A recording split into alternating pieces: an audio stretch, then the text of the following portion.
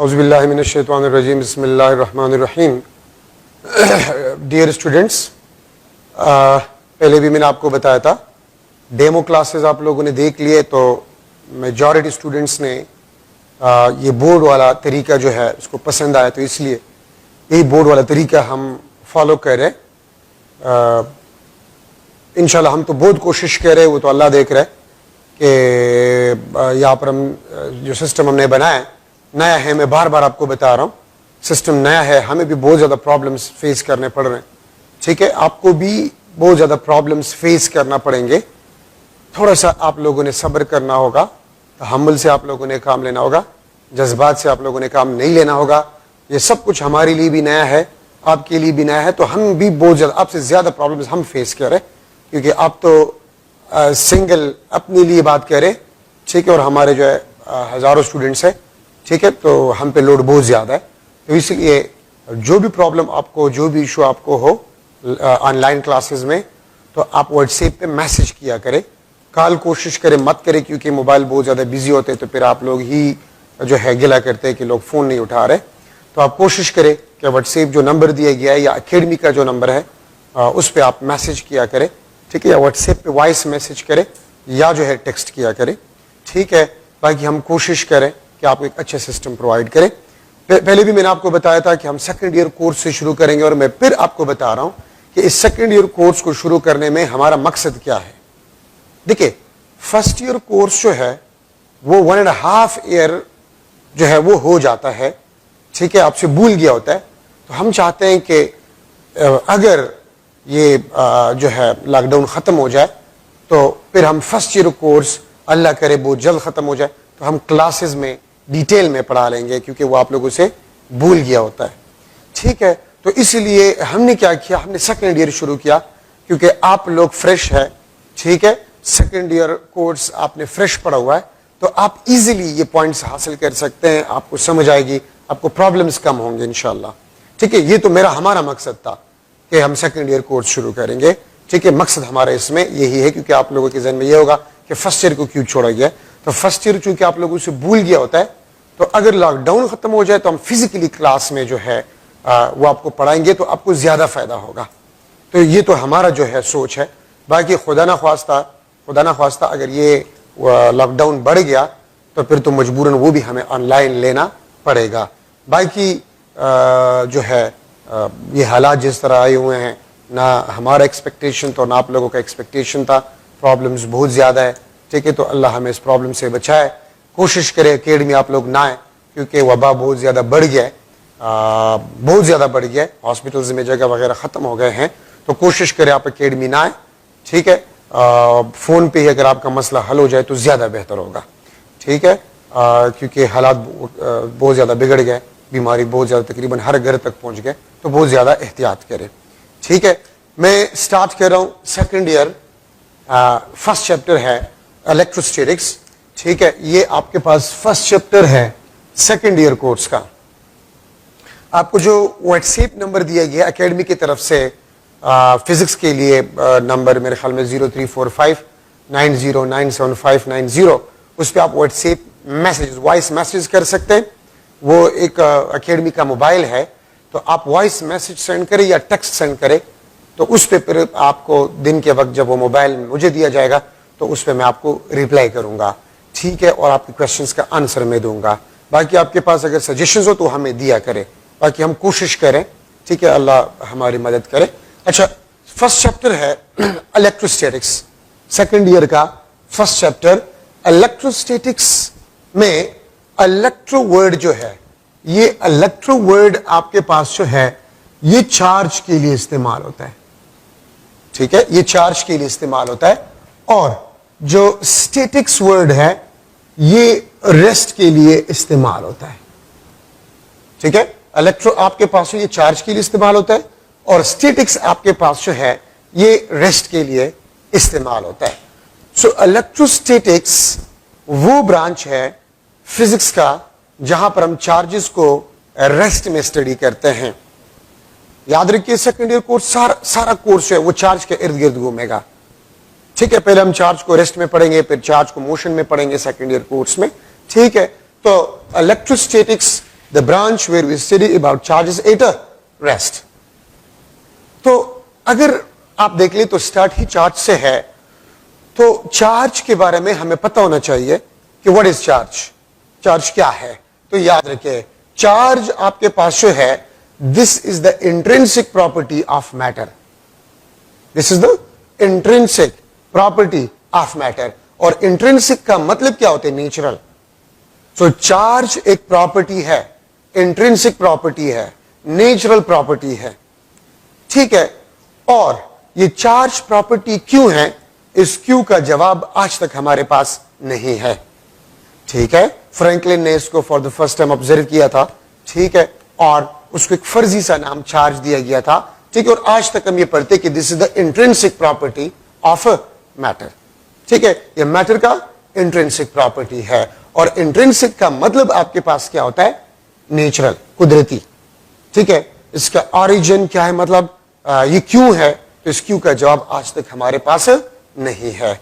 याद रखिए, चार्ज आपके पास जो है, इसके मुख्तलिफ प्रॉपर्टीज है. ठीक है. This is quantized. क्वांटाइजेशन क्या होता है? क्वांटाइजेशन का मतलब होता है डिस्क्रीटनेस, डिस्क्रीट पार्टिकल नेचर, 1 2 3 4 5 इस तरह. इसकी मिसाल मैं स्टूडेंट्स को ये देता हूं कि जिस तरह आप क्लास में बैठे हुए हैं और हम स्टूडेंट्स को काउंट कर रहे हैं, तो हम स्टूडेंट्स को किस तरह काउंट करते हैं? 1 student, second, third, fourth, fifth student. हम इस तरह नहीं कहते कि 1 and 1.5 स्टूडेंट. तो क्वांटाइजेशन का मतलब होता है डिस्क्रीटनेस, पार्टिकल नेचर, 1 2 3 4 5 6 7 इस तरह जाते जाए. ठीक है. क्यों? स्मॉल क्यू या कैपिटल क्यू, ये सिंबॉलिक रिप्रेजेंटेशन है चार्ज के लिए. स्मॉल क्यू आपके पास जो है या कैपिटल क्यू आपके पास जो है, ये सिंबॉलिक रिप्रेजेंटेशन है चार्ज के लिए. ठीक है. और एन आपके पास जो है, एन का मतलब आपके पास होता है this is the integral multiple. अगर आप क्वांटाइजेशन ऑफ चार्जेस का डेफिनेशन देख ले तो वहां पर लिखा यह है कि the magnitude of the charge, the magnitude of the charge will be always equal to integral multiple of smallest charge. Integral multiple of a smallest charge. याद रखिए, क्लासिकली अब तक million times and billion times experiment perform किया गया है. ठीक है. मैं फिर रिपीट कर रहा हूं, million and billion times experiment repeat किया गया है. और हर दफा हमारे पास जो आंसर आया है वो ये आया है क्लासिकली कि the smallest charge in nature is a e. ठीक है. और ये ई किस चीज को रिप्रेजेंट करता है? ये ई रिप्रेजेंट करते हैं the magnitude of the charge on electron और ऑन अ प्रोटॉन. ये इलेक्ट्रॉन या प्रोटॉन पे मैग्नीट्यूड ऑफ चार्ज को रिप्रेजेंट करता है. ठीक है.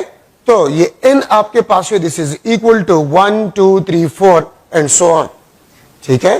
So this is the smallest charge in nature. और यहां पर मैं लिख चुका हूं अकॉर्डिंग टू क्लासिकल मैकेनिक्स. याद रखिए, हमारे पास दो किस्म की फिजिक्स है. क्लासिकल फिजिक्स, जिसको हम न्यूटनियन फिजिक्स भी कहते हैं. ठीक है. या जिसको हम ओल्ड फिजिक्स भी कहते हैं. ठीक है. तो ओल्ड फिजिक्स या क्लासिकल मैकेनिक्स के मुताबिक से E is the smallest charge in a nature. E, magnitude of charge on electron or magnitude of charge on proton है. ठीक है. सो ये स्मॉलेस्ट चार्ज है नेचर में, लेकिन मैंने नीचे इसके साथ लिखा है अकॉर्डिंग टू क्लासिकल मैकेनिक्स. याद रखिए, मॉडर्न फिजिक्स में E से स्मॉलेस्ट चार्जेस एग्जिस्ट करते हैं. अपने सेकेंड ईयर में, लास्ट चैप्टर में, लास्ट टॉपिक में, बिल्डिंग ब्लॉक्स ऑफ मैटर में क्वार्क्स के बारे में पढ़ा होगा. तो क्वार्क्स पे जो चार्ज होता है वो फ्रैक्शन ऑफ ई पॉसिबल है. वो आपके पास क्या पॉसिबल है? फ्रैक्शन ऑफ ई पॉसिबल है. आप देख सकते हैं लास्ट चैप्टर, लास्ट टॉपिक, ठीक है, सेकेंड ईयर कोर्स का बिल्डिंग ब्लॉक्स ऑफ मैटर में क्वार्क्स के बारे में कि ई से स्मॉलेस्ट चार्जेस एग्जिस्ट करता है. लेकिन क्लासिकल मैकेनिक्स के मुताबिक से E is the smallest charge in a nature according to classical mechanics. ठीक है. यहां पर मैं लिख चुका हूं कि fraction of charge E is not possible. Fraction of charge E is not possible. ठीक है, मतलब मेरे कहने का यह है कि आपके पास 1/3E, ये फ्रैक्शन है ना, 1/3E, ये E से स्मॉलेस्ट चार्ज है, तो ये क्लासिकल मैकेनिक्स कहता है कि पॉसिबल नहीं है। 2/3E ये फ्रैक्शन है E का, ये पॉसिबल नहीं है। क्वांटाइजेशन का मतलब आपके पास ये होता है, ठीक है, कि आपके पास जो मैग्नीट्यूड ऑफ अ चार्ज होगा, क्वांटाइजेशन ऑफ चार्जेस का मतलब आपके पास ये होता है कि Q will be equal to 1E, 2E, 3E, 4E और NE। ठीक है, n इंटीग्रल, n आपके पास जो होता है n, ये n किस चीज को रिप्रेजेंट करते हैं, यहां पर मैं लिख चुका हूं, n इंटीग्रल मल्टीपल, इंटीग्रल को कहते हैं 1 2 3 4। ठीक है, तो n का मतलब आपके पास ये होता है, so Q is equal to 1E, 2E, 3E, 4E, इस तरह पॉसिबल है, और fraction of E is not possible. ठीक है, E का फ्रैक्शन आपके पास जो है वो पॉसिबल नहीं है। ठीक है, और आप लोगों ने ये देखा होगा, मैं यहां पर ये भी लिख लेता हूं कि E is the magnitude of charge on electron and proton. ठीक है, एक बात याद रखिए, ये मैं बात फर्स्ट ईयर में करता हूं, फर्स्ट चैप्टर में अक्सर, कि मैग्नीट्यूड कभी भी नेगेटिव नहीं हो सकता। आपको पता है कि हमारे पास दो किस्म के नेचर ऑफ चार्जेस होते हैं, पॉजिटिव एंड नेगेटिव। अगर मैं लिख लूं इलेक्ट्रॉन, ठीक है, तो इलेक्ट्रॉन पे जो चार्ज आपके पास होता है, ठीक है, Q is equal to -E, और प्रोटॉन पे जो चार्ज होता है, ठीक है, तो Q is equal to +E। तो ये आपके पास जो है प्रोटॉन पे जो चार्ज है पॉजिटिव है, ठीक है, और इलेक्ट्रॉन पे जो चार्ज है वो नेगेटिव है। ठीक है, मैं अगर इलेक्ट्रॉन के लिए Q नेगेटिव इस्तेमाल करूं या QE इस्तेमाल करूं, चले QE, और इसके लिए मैं QP इस्तेमाल कर रहा हूं, तो एक बात याद रखिए, the magnitude of a charge on electron is equal to the magnitude of a charge on a proton is always equal to E। देखिए, अगर आपके पास एक MCQ आ जाए ना, मैं एक मॉडल MCQ यहां पर लिख लेता हूं कि देखिए, ये आपके पास एक मॉडल MCQ है। अगर मैं आपसे पूछूं the magnitude of charge on electron is dash, the magnitude of a charge on electron is a dash। A option में लिख लेता हूं -1.6 multiply by 10⁻⁻19 coulomb. B option आपके पास जो है +1.6 मल्टीप्लाई बाय 10⁻⁻19 कूलम।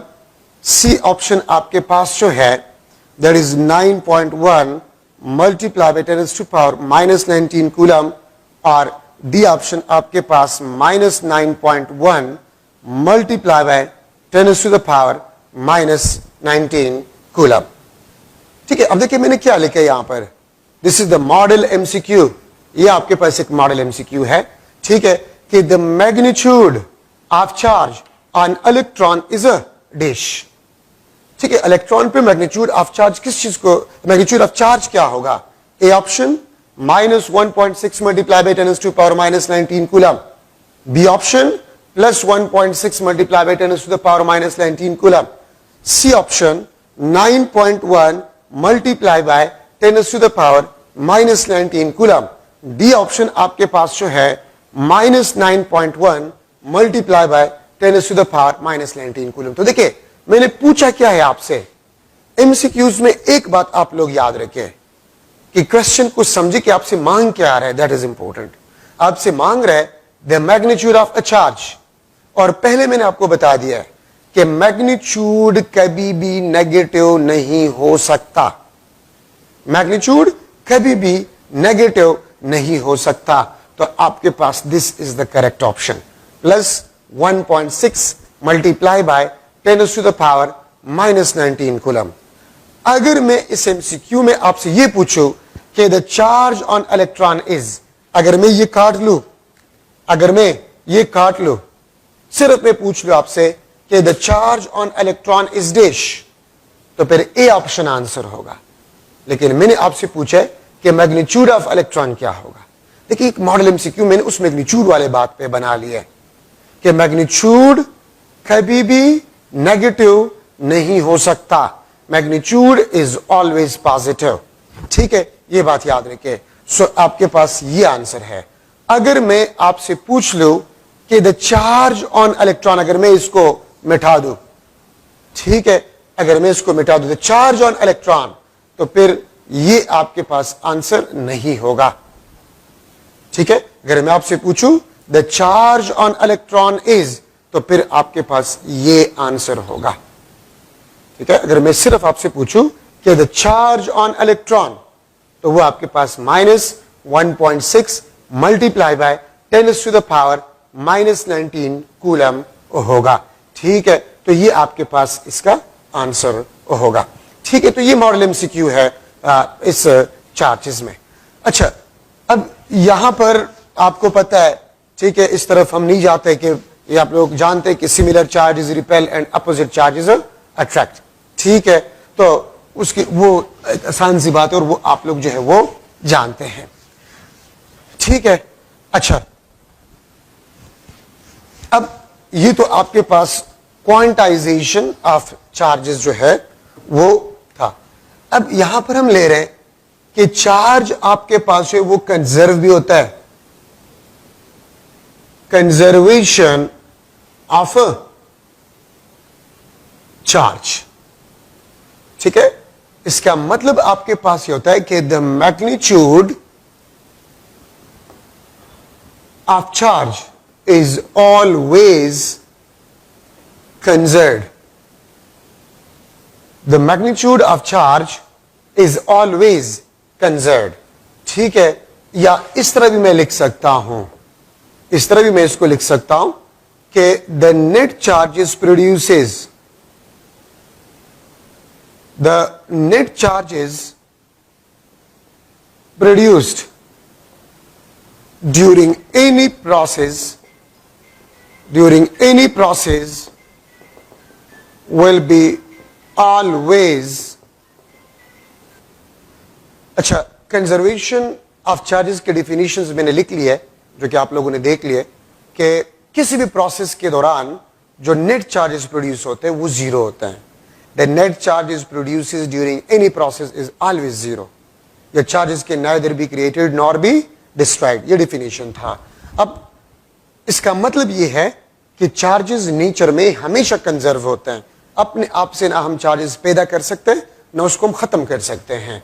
तो आप ये देखें कंजर्वेशन ऑफ चार्ज को, मैंने एक एग्जाम्पल यहां पर लिखा है कि अगर आपके पास रॉड है, ठीक है, और ये क्लॉथ है, ये आपके पास रॉड, ये आपके पास क्लॉथ है। फॉर एग्जाम्पल ये क्लॉथ, लेट्स सपोज ये आपके पास क्लॉथ और ये रॉड है। मैंने इस तरह इसको रब किया और रबिंग से इस पे 4 पॉजिटिव चार्जेस आ गए, इस पे 4 पॉजिटिव चार्जेस आ गए, इस पे 4 नेगेटिव चार्जेस आ गए क्लॉथ पे।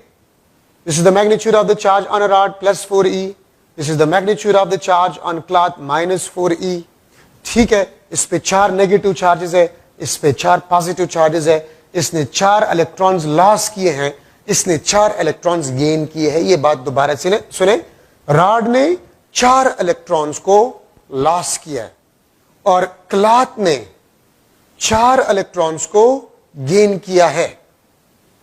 तो जितने इस रॉड ने इलेक्ट्रॉन्स लॉस किए हैं, इस क्लॉथ ने उतने इलेक्ट्रॉन्स गेन किए हैं। तो एक पे पॉजिटिव चार्ज है, दूसरे पे नेगेटिव चार्जेस है। ठीक है, QR is equal to +4e, Q cloth is equal to -4e। अगर आप यहां पर देखें, during rubbing the net charges produces is equal to the sum of charges on a rod and the charges on a cloth. ठीक है, rod पे charge +4e, cloth पे charge -4e, the net charges produces during this process is always a 0. ठीक है, तो देखिए +4e -4e rod पे +4e cloth पे -4e, this is equal to 0. So the net charges produces on a rod is equal to -4e, the net charges produces on a cloth is equal to +4e. इस process के दौरान net charges 0, इस सारे process rubbing सारे process के दौरान net charges produces is 0, लेकिन rod और क्लॉथ पे नेट चार्जेस मौजूद है. अब यहां पर एक मॉडल एमसीक्यू मैंने लिख लिया है. ठीक है, अगर आपसे क्वेश्चन किया जाए कि the net charges produces on a rod is, rod पे नेट चार्जेस जो प्रोड्यूस हो गए, ठीक है, वो क्या होगा, इसमें आंसर क्या होगा? A option +4e, B option -4e, C option 0, D option none of these. तो देखिए मैंने आपको कंजर्वेशन ऑफ चार्जेस में बता दिया है कि the net charges produces during any process is always 0. Process के दौरान नेट चार्जेस 0 होंगे, लेकिन अगर मैं आपसे पूछूं कि the net charges produces on a rod, तो आप देख सकते हैं रॉड पे तो नेट चार्जेस है, क्लॉथ पे भी नेट चार्जेस है, लेकिन इस प्रोसेस के दौरान जो नेट चार्जेस है वो 0 है. ठीक है, so the net charges produces during this process is a 0, लेकिन रॉड पे चार्जेस जो है वो +4e है. सॉरी, ये मैंने माइनस लिखा था, रॉड पे +4e है और क्लॉथ पे -4e है. ये थोड़ा सा ठीक करे. ठीक है, रॉड पे नेट चार्जेस +4e क्योंकि उस पे प्लस है और क्लॉथ में -4e है. तो आप देख सकते हैं कि this will be the answer. The net charges on produces on a rod is +4e. अगर मैं आपसे पूछूं कि the net charges produces during this process, during this process when we rub a rod with a cloth, so फिर 0 answer होगा. अगर मैं आपसे पूछूं the net charges produces on a cloth, तो -4e. The net charges produces in this process 0, the net charges produces on a rod +4e. तो याद रखिए, ये मैं थोड़ा सा फिर स्लो आपको बता रहा हूं कि किसी भी प्रोसेस के दौरान नेट चार्जेस 0 प्रोड्यूस होते हैं, लेकिन उस प्रोसेस के दौरान इंडिविजुअल बॉडी पे नेट चार्जेस 0 नहीं होते. ठीक है, तो ये आपके पास कंजर्वेशन ऑफ चार्जेस जो है उसका एक्सप्लेनेशन आपके पास आ गया. ठीक है, याद रखें. तो ये चार्जेस के बारे में थोड़ा सा डिस्कशन था. तो उम्मीद है आप लोगों ने चार्जेस को समझ गए होंगे. ये प्रॉपर्टी है, ये प्रॉपर्टी क्यों है, इस क्यों का जवाब आज तक हमारे पास नहीं है. हाँ, इतना जरूर ऑब्जर्व है कि this charge property exist with electron and a proton. ठीक है, इलेक्ट्रॉन पे नेगेटिव चार्ज, प्रोटॉन पे पॉजिटिव चार्ज. ठीक है, और पॉजिटिव चार्ज ई स्मॉलेस्ट चार्ज आपके पास नेचर में जो होता है वो ई आपके पास होता है. सो याद रखिए, ये भी बहुत इंपॉर्टेंट कंसेप्ट है कि द स्मॉलेस्ट से मुख्तलिफ बुक्स में देखिए the smallest charge in nature is dash. ठीक है, तो स्मॉलेस्ट चार्ज इन नेचर आपके पास जो है क्लासिकली वो आपके पास ई ही होता है. सो ये आपके पास कंजर्वेशन ऑफ चार्जेस. तो इसका मतलब ये कि चार्जेस कंजर्व्ड भी है और क्वांटाइज्ड भी है. ठीक है, एटम में 2 पार्टिकल्स होते हैं, प्रोटॉन और इलेक्ट्रॉन. प्रोटॉन इजीली न्यूक्लियस से आप नहीं निकाल सकते, तो इलेक्ट्रॉन के एक्सचेंज की वजह से ही चार्ज प्रॉपर्टी डेवलप होता है डिफरेंट बॉडीज पे. ठीक है, तो ये बात याद रखिए. तो ये थोड़ा सा इंपॉर्टेंट डिस्कशन था चार्ज. अच्छा देखिए, सम इंपॉर्टेंट चार्जेस, ये चार्जेस आप इस चैप्टर में यूज करेंगे, तो मैं पहले से इसको करवा लेता हूं. Source charge, the charge whose field strength studying by using some other charge, that is test charge. इसका मतलब ये है कि आप किसी चार्ज की फील्ड को स्टडी करना चाहते हैं by using some other charge. या मैं इस तरह भी कह सकता हूं कि let's suppose ये आपके पास एक चार्ज है, सोर्स चार्ज. सोर्स चार्ज को आपके बुक वाले ने Q से रिप्रेजेंट किया, मैं भी स्मॉल q से इसको रिप्रेजेंट कर रहा हूं. अगर मैं इस फील्ड को स्टडी करना चाहता हूं, तो देखिए इस फील्ड को ऑब्जर्व करने के लिए या इस फील्ड स्ट्रेंथ को कैलकुलेट करने के लिए मुझे एक दूसरे चार्ज की जरूरत होगी. ठीक है, वो दूसरा चार्ज टेस्ट चार्ज कहलाएगा। ठीक है, तो सोर्स चार्ज वो चार्ज होते हैं जिसकी फील्ड को हम स्टडी करते हैं। सोर्स चार्ज वो चार्ज है जिसके फील्ड को हम स्टडी करते हैं। तो फील्ड, जिस फील्ड को आप स्टडी करते हैं, वो फील्ड जिस चार्ज का होता है, वो चार्ज सोर्स चार्ज कहलाता है, क्योंकि इलेक्ट्रिक फील्ड का सोर्स चार्ज ही होता है। जिस फील्ड को आप स्टडी करते हैं तो उसका सोर्स भी चार्ज होगा और वही चार्ज सोर्स चार्ज कहलाता है। ठीक है, अच्छा, अब अगर लेट्स सपोज इस रूम में कोई मुझसे ये पूछे कि इलेक्ट्रिक फील्ड है कि नहीं है, तो मैं क्या करूंगा? मुझे एक चार्ज की जरूरत होगी। वो चार्ज मैं अगर इस रूम में ले आऊं और वो फोर्स एक्सपीरियंस करे, तो इसका मतलब यह कि इस रूम में इलेक्ट्रिक फील्ड है और उस इलेक्ट्रिक फील्ड का जो सोर्स होगा वो एक चार्ज होगा और वो चार्ज सोर्स चार्ज होगा। तो देखिए, मैं जो चार्ज इस रूम में ले आया वो टेस्ट चार्ज होगा। ठीक है, और इस रूम में जिस चार्ज का फील्ड है वो सोर्स चार्ज होगा। ठीक है, और ये बात भी याद रखिए, आपके बुक वाले ने टेस्ट चार्ज को क्यू नॉट से रिप्रेजेंट करे। बीइंग माय स्टूडेंट्स, एक बात याद रखिए, symbolic representations are not too much important. Symbols आप कुछ भी इस्तेमाल कर सकते हैं। सोर्स चार्ज के लिए क्यू इस्तेमाल किया गया है और टेस्ट चार्ज के लिए क्यू नॉट इस्तेमाल किया गया है। ठीक है, अच्छा, अब थर्ड वन आपके पास जो है पॉइंट चार्ज। अच्छा, एक और बात मैं आपको बताते चलो कि ये जो टेस्ट चार्ज है, this is the primary source to study the field strength of a source charge. Primary source, ठीक है, जिससे आप सोर्स चार्ज के फील्ड स्ट्रेंथ को स्टडी कर सकते हैं। ठीक है, तो ये आपके पास एक प्राइमरी सोर्स है। मैं इसके सामने ही लिख लेता हूं, ये प्राइमरी सोर्स है। This is the primary source to study field of source charge. Study of field of source charge. Primary source to study the field of source charge, वो टेस्ट चार्ज होता है। प्राइमरी सोर्स का मतलब क्या, देखिए मैंने आपको पहले बता दिया कि अगर मुझे कोई ये कह रहे इस रूम में इलेक्ट्रिक फील्ड है, चार्ज है कि नहीं है, तो चार्ज का ना तो स्मेल होता है, ना उसका कोई कलर होता है। ठीक है, ना हम उसको देख सकते हैं। तो फिर मुझे क्या करना होगा? मुझे एक दूसरा चार्ज लाना होगा। ठीक है, यहां पर चार्ज को डिटेक्ट करने के लिए। ठीक है, तो इसलिए दूसरा चार्ज वो टेस्ट चार्ज होता है और वही प्राइमरी सोर्स होता है कि यहां पर वो इस सोर्स चार्ज के फील्ड स्ट्रेंथ को हम उससे स्टडी कर सके। ठीक है, तो ये टेस्ट चार्ज। पॉइंट चार्ज या पॉइंट चार्जेस क्या होते हैं? ठीक है, तो पॉइंट चार्ज या पॉइंट चार्जेस आपके पास जो है, distance between charges is very large is compared to the dimension or size of charge या charges। ठीक है, अगर दो चार्जेस के दरमियान जो डिस्टेंस है वो चार्जेस के साइज से बहुत ज्यादा हो, ठीक है, तो फिर वो चार्जेस पॉइंट चार्जेस कहलाते हैं। आप ये देखें, मैं लेट सपोज ये चार्ज ले रहा हूं स्फेरिकल शेप का, दिस इज Q1। ठीक है, ये आपके पास positive charge, this is Q2। ये इसके दरमियान डिस्टेंस है D।